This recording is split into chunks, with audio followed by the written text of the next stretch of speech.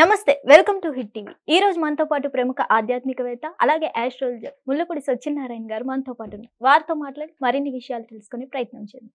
నమస్తే గురుగారు. నమస్కారం అమ్మా. ఎలా ఉన్నారు? బాగున్నానమ్మా. గురుగారు, ఇప్పుడు మహాలయ పక్షాలు ప్రారంభమవుతున్నాయి కదా, అసలు ఎలాంటి నియమాలు పాటించాలంటారు? మహాలయ పక్షాలు అంటే భాద్రపద అమావాస్య వరకు అన్నమాట. అంటే మొన్న పౌర్ణమి గ్రహణం వెళ్ళిపోయింది కదా, 7th సెప్టెంబర్ 2025. పౌర్ణమి వెళ్ళిపోయిన మర్నాడు నుంచి శుక్లపక్షం వెళ్ళిపోయి బహుళపక్షం లేదా కృష్ణపక్షం స్టార్ట్ అవుద్ది. భాద్రపద బహుళపక్ష పాడ్యమి నుంచి భాద్రపద బహుళపక్ష అమావాస్య వరకు మహాలయ పక్షాలు అంటారు. ఇది దేనికోసం కేటాయించబడింది అంటే పితృదేవతల కోసం కేటాయించబడింది. మనము దేవతల కోసం ఒక నెల, ఇప్పుడు మాతంగి అమ్మవారు ఉన్నారు, రాజశ్యామల అమ్మవారు మాఘమాసంలో మనం కేటాయించాం. దసరాకి దుర్గాదేవికి కేటాయించాం. చైత్రమాసం శరన్నవరాత్రులు అంటాం, అక్కడ కూడా వసంత నవరాత్రులు అంటాం, అది కూడా దుర్గాదేవికి కేటాయించాం.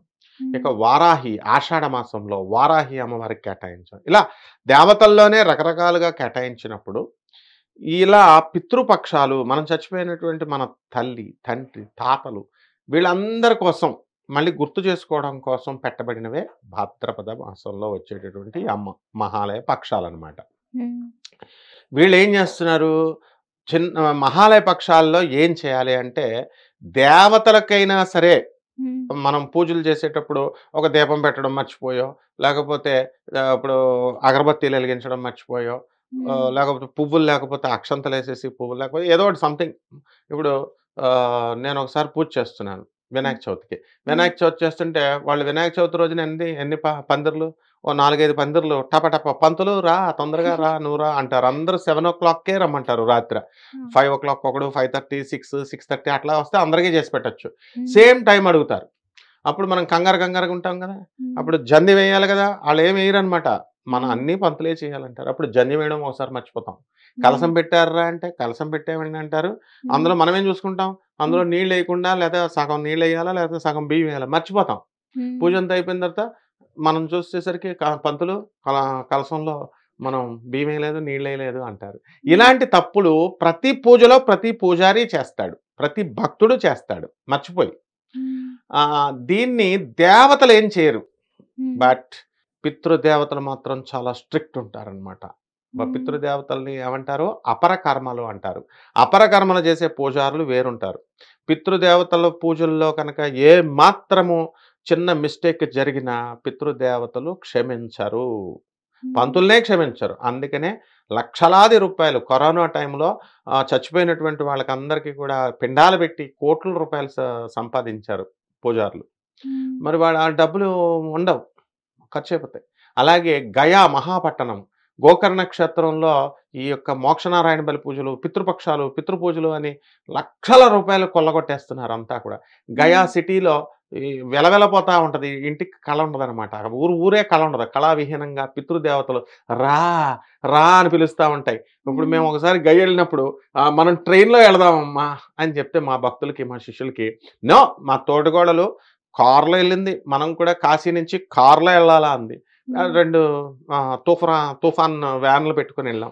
వెళితే రాత్రి 1:30కి పడుకున్నాం కదా అందరూ. అక్కడ రోడ్డు మీద ఇలాగ డ్రమ్ములు పెట్టారు, సిమెంట్ రోడ్డు బాగు చేస్తుంది. ధడేలని గుద్దేశాడు. రా రా అని పిలుస్తూ ఉంటాయి పితృదేవతలు చంపేద్దామని. బాబోయ్ నా పేగు జారిపోయిందని ఒకళ్ళు, ఆ గుద్దేసిన దానికి చేరుకు వెల్డింగ్లు కూడా ఇలా ఊగిపోయినాయి. అంటే పితృదేవతలు అంత డేంజర్. అంటే గయా సిటీకి ఎలాగైతే చావుని పిలుస్తూ ఉంటుందో మనం వెళ్ళేవాళ్ళు చాలా జాగ్రత్తగా వెళ్ళాలా, స్టైల్గా. మనం ఇప్పుడు యాత్రలకు వెళ్తున్నారు కదా, అందరూ కూడా మంచిగా ట్రిమ్గా తయారయ్యి వెంకటేశ్వర స్వామి గుళ్ళకి వెళుతూ శివుడి గుళ్ళకి వెళుతూ దేవుడికి ఏదో మనం మెహర్బానీ చేస్తున్నట్టుగా కొట్టేదో కొబ్బరికాయ లేదా జుట్టు 10 రూపాయలు జుట్టు ఇస్తాం గుండు, దానికి 1 కోటి రూపాయలు 10 కోట్లు ఇవ్వండి అని అడుగుతాం. మనం ఏమని చెప్తాం, దేవుడికి మనము ఏసీల్లో వెళ్తాం, ఫ్లైట్లలో వెళ్తాం, ట్రైన్లలో కారుల్లో వెళ్తాం, ఖర్చు పెట్టుకునేదంతా మనం దేవుడి మీద తోసేస్తాం, నువ్వేమి ఇవ్వలేదని. ఎంజాయ్మెంట్ ఎవరు చేస్తున్నాడమ్మా ఇక్కడ, పిల్లలతో వీళ్ళు మనం ఎంజాయ్ చేస్తున్నాం, వెళ్ళి చూసి వస్తున్నాం. కాబట్టి బ్లేమ్ ఎవరి మీద వేస్తున్నాం, దేవుడి మీద వేస్తున్నాం. అలా పితృదేవతలు కూడా ఏంటంటే అలా వెళ్తే తోలు తీసేస్తాడు. అందుకనే ఈ పూజారులు ఎన్ని కోట్ల రూపాయలు సంపాదించినా వాళ్ళు ఎప్పుడు చూడు వాళ్ళ ఇళ్లలో రోగాలు, రుష్టులు, దగ్గులు, వాళ్ళ పిల్లలు పైకి రాకపోవడాలు ఇవన్నీ ఎందుకంటే పీడించి తీసుకుంటారు కాబట్టి. కాబట్టి ఇది ఫస్ట్ పాయింట్. అసలు పితృదోషాలు ఎందుకు మనం చెయ్యాలండి అనంటే, అప్పుడు ఎందుకనంటే బ్రతికుండగా మనకి ఎవరు కూడా మనం మన తాతలకి వాళ్ళకి తిండి పెట్టం. ఇప్పుడు ఒక వయసు అయిపోయిన తర్వాత వాళ్ళు 80 ఇయర్స్ వచ్చిన తర్వాత ఎవరైనా సరే బెడ్ మీదే పాస్ పోసేస్తారు. లాట్రిన్, గెట్రిన్ అంతా కూడా బెడ్ మీదే ఉంటారు. అది మనకే ఇబ్బంది. అందుకని వీడు ఎప్పుడు చచ్చిపోతే బాగుంటారా బాబు అని అందరూ చూస్తా ఉంటారు. అప్పుడు అప్పుడు బాగా వెల్ టు డూ ఉన్నటువంటి వాళ్ళు అమెరికా, లండన్ అని చెప్తారు కదా! ఈ ఈ డాక్టర్ గాడిదలు, సాఫ్ట్‌వేర్ ఇంజినీర్ గాడిదలు వీళ్ళందరూ కూడా తల్లిదండ్రులకు తిండి పెట్టరు. పోనీ వాళ్ళ పెళ్ళాలైనా వాళ్ళ తల్లిదండ్రుల కన్నా పెట్టుకుంటారంటే వాళ్ళు కూడా పెట్టరు.